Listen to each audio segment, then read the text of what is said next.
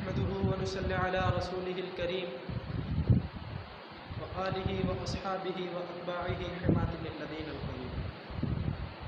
أما بعد فأعوذ بالله من الشيطان الرجيم. بسم الله الرحمن الرحيم. قال تعالى: ومن أحسن قولا ممن دعا إلى الله وعمل صالحا وقال إنني من المسلمين. قال النبي صلى الله عليه وسلم: الكيس من دان نفسه وعمل لما بعد الموت. صدق اللہ العظیم وصدق رسولہ النبی. میرے محترم بھائی اور بزرگوں، اللہ جل جلالہ کا ہم پر بہت بڑا احسان ہوا، فضل ہوا، کرم ہوا. اللہ تعالیٰ کی ذات عالی نے ہمیں مسلمان بنایا. اللہ تعالیٰ کا ہم پر احسان ہے کہ اللہ تعالیٰ نے ہمیں انسان بنایا. علماء کرام لکھتے ہیں کہ اللہ تعالیٰ نے جب سے دنیا بنائی ہے اب تک کم و بیش 18,000 مخلوقات کو وجود میں لایا ہے، جس میں 4 بڑی قسم کی مخلوقات ہیں. ایک مخلوق نباتات ہے، ایک جمادات ہے، ایک حیوانات ہے اور ایک انسان. پہلی مخلوق وہ ہے جس کا وجود ہے لیکن اس میں حرکت کوئی نہیں. دوسری مخلوق وہ جس میں وجود بھی ہے، حرکت بھی ہے. اب پہلی مخلوق جس کا وجود ہے لیکن حرکت کوئی نہیں ہے، مثال کے طور پہ اس کو زمین بھی کہا جا سکتا ہے، پہاڑ بھی کہا جا سکتا ہے، عمارات بھی ہیں. اب جو وجود والی ہیں اور حرکت والی بھی ہیں، اس کے لیے جس کا حرکت نہیں وجود ہے وہ قربانی دیتے ہیں. مثال کے طور پہ دوسری مخلوق پودے ہیں، درخت وغیرہ ہیں. اب زمین کے سینے میں ہم ایک بیج لگاتے ہیں تو چھوٹی مخلوق بڑی مخلوق کو بلندیوں تک لانے کے لیے اپنا سینہ چاک کر کے اس کو بڑا کرتی ہے. پہاڑ کی چوٹی پہ ایک بیج رکھ دیا جائے تو پہاڑ بھی اس کو بڑا ہونے کے لیے جگہ دیتا ہے. معلوم ہوا چھوٹی مخلوق نے بڑی مخلوق کے لیے قربانی دی. جب یہ درخت بڑے ہو جاتے ہیں، فصلیں بڑی ہو جاتی ہیں، تو اس سے بڑی مخلوق آتی ہے جس کو حیوانات کہا جاتا ہے. تو اس میں بیل، بکری وغیرہ اور دیگر جانور ہیں. وہ آتے ہیں اور ایک ہی پل میں ساری کی ساری فصل کو تباہ کر دیتے ہیں. جھنڈ کا جھنڈ آئے تو ختم، ورنہ ان کے مالک احباب جو ہیں وہ کاٹتے ہیں اور وہ اپنے چارہ جو ہے وہ جانوروں کو دیتے ہیں. تو اس سے ثابت ہوا کہ چھوٹی مخلوق نے بڑی مخلوق کے لیے قربانی دی. جب حیوانات سے بڑی مخلوق انسان کا تذکرہ کیا جائے تو قرآن مجید فرماتا ہے کہ ہم نے تمہارے لیے چوپائے بنائے ہیں، بعضوں کو تم کھاتے ہو اور بعضوں پہ تم سواریاں کرتے ہو. تو یہاں سے ثابت ہوا کہ اللہ تعالیٰ نے جو 18,000 مخلوقات بنائی ان میں 4 مخلوقات کو برا رکھا اور ان 4 میں جو بڑی بنائی وہ حضرت انسان کی جو ہے نا وہ مخلوق انسان. ساری کی ساری مخلوقات انسان کے تابع ہیں، انسان کے لیے اللہ تعالیٰ نے بنائی. کوئی مخلوق بغیر نفع کے نہیں ہے، ہر چیز انسان کے نفع کے لیے بنائی ہے. اللہ تعالیٰ نے انسان کو وجود دیا ہے اس لیے کہ یہ میری عبادت کرے. دنیا دارالامتحان ہے، اس امتحان میں کامیاب ہو کے واپس آئے تو میں دیکھوں کہ کون کیا کیا کر کے آئے.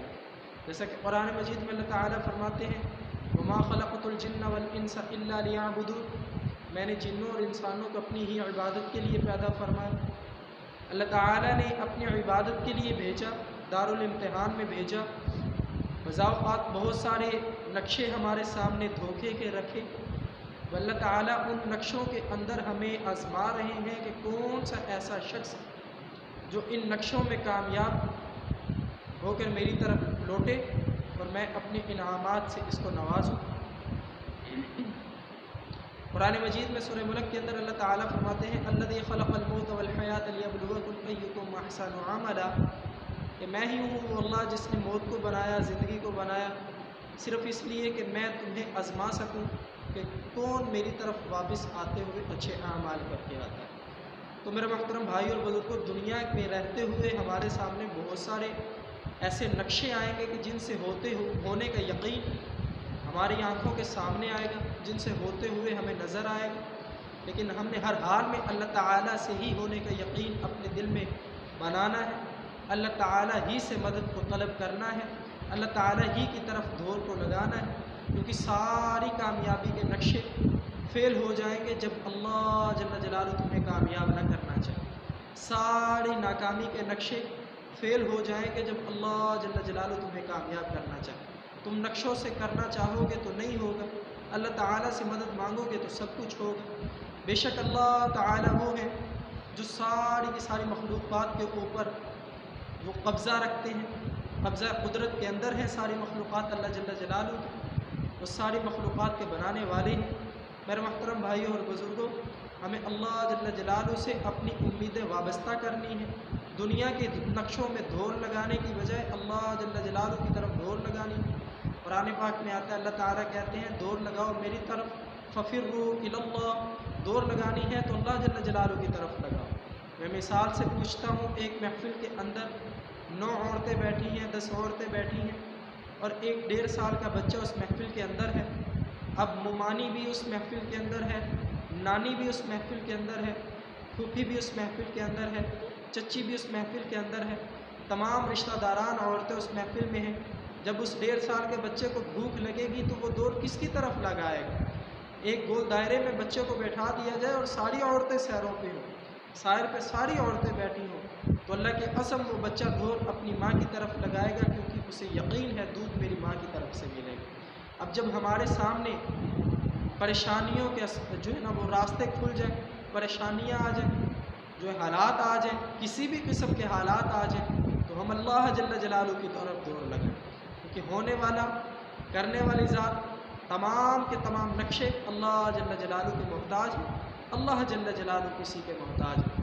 جبکہ یہ باتیں بتانے کے لیے انبیاء کرام علیہ السلام کی جماعت آیا کرتی، اللہ سے ہونے کا یقین، اللہ کے حکم کے بغیر کچھ نہ ہونے کا یقین، یہ پختہ ایمان کرنے کے لیے لوگوں کا اللہ اپنے پیغمبروں کی جماعت کو بھیجا کرتے، ایک لشکر بھیجا کرتے، اور ان کی محنت کے میدان لوگوں کے دل ہوا کرتے تھے۔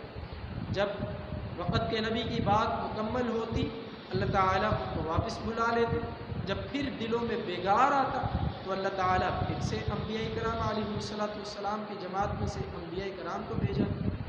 تو آخر میں میرے اور آپ کے پیارے پیغمبر علیہ السلام کی ذات اقدس، جن کو خاتم النبیین بھی کہا جاتا ہے، امام الانبیاء بھی کہا جاتا ہے، اور رحمت للعالمین بھی کہا جاتا ہے، آپ تشریف لائے، آپ نے بھی اللہ کے احکام لوگوں تک پہنچائے۔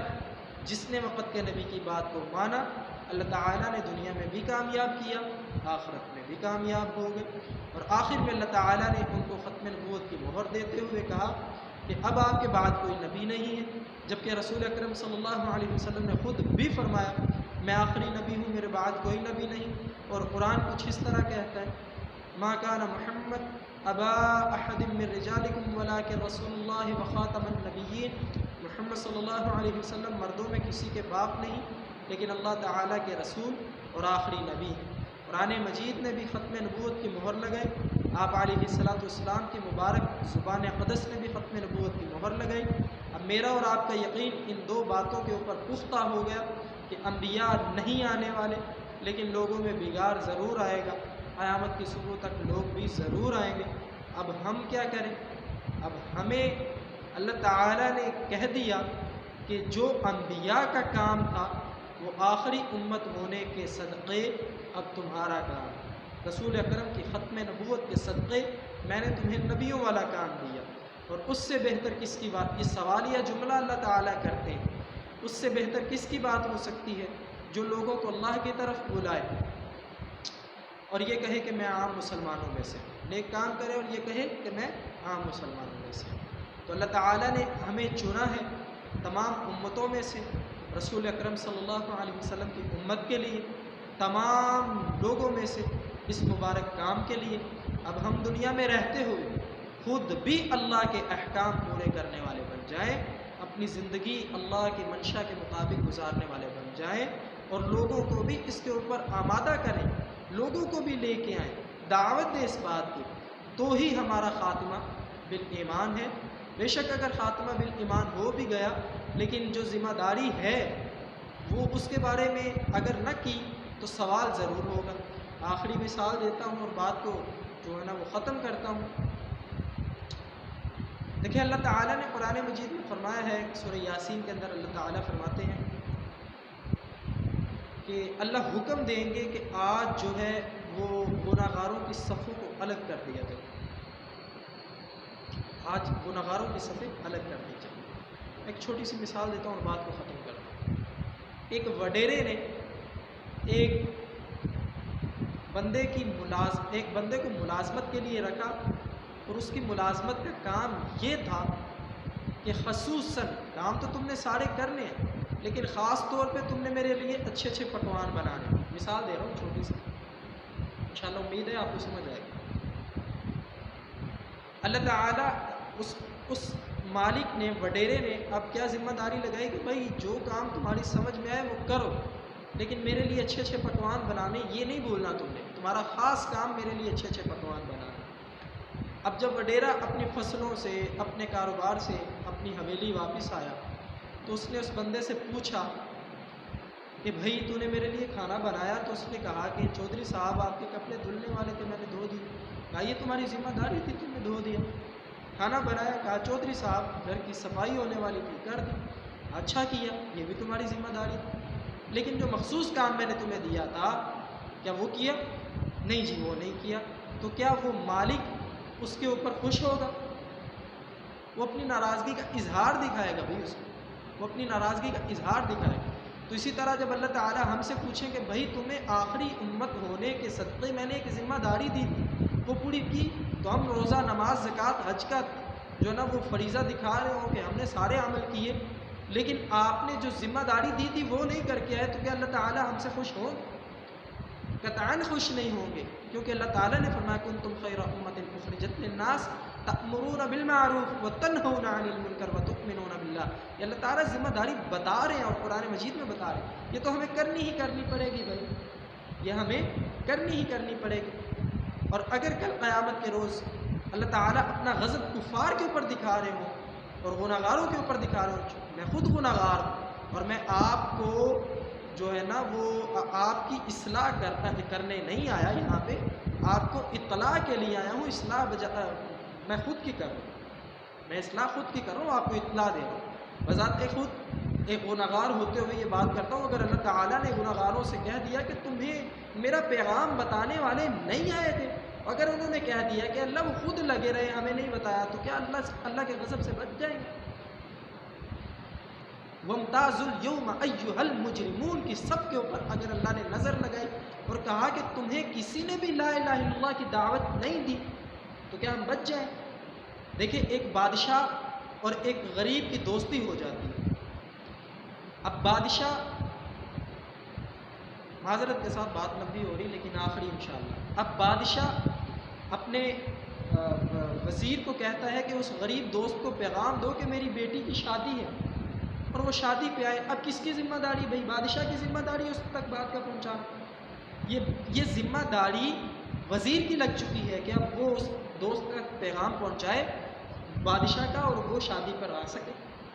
اب وہ وزیر نے پیغام دیا نہیں اور وہ شادی پہ آ نہیں سکا۔ شادی کے کچھ عرصے کے بعد وہ بادشاہ سے ملاقات کے لیے آیا تو اس نے کہا، بادشاہ نے نظریں پھیر لی اور کہا میں تجھ سے بات نہیں کرتا۔ کہا کہ ایسی کون سی ناراضگی ہے؟ کہا کہ ناراضگی یہ ہے میں نے تمہیں پیغام بھی بھیجا تھا کہ میری ایک لوتی بیٹی کی شادی ہے اور تم نے آنا، تم آئے۔ اور اس دوست نے کہا کہ بھائی مجھ تک تو کسی نے تمہارا پیغام نہیں پہنچایا۔ تو بادشاہ کا جو غصہ اس دوست کے اوپر تھا وہ سارے کا سارا کس کی طرف چلا گیا بھائی؟ وزیر کی طرف چلا گیا نا، چلا گیا کہ نہیں گیا؟ چلا گیا۔ اب اسی طرح جب اللہ قیامت کے روز غم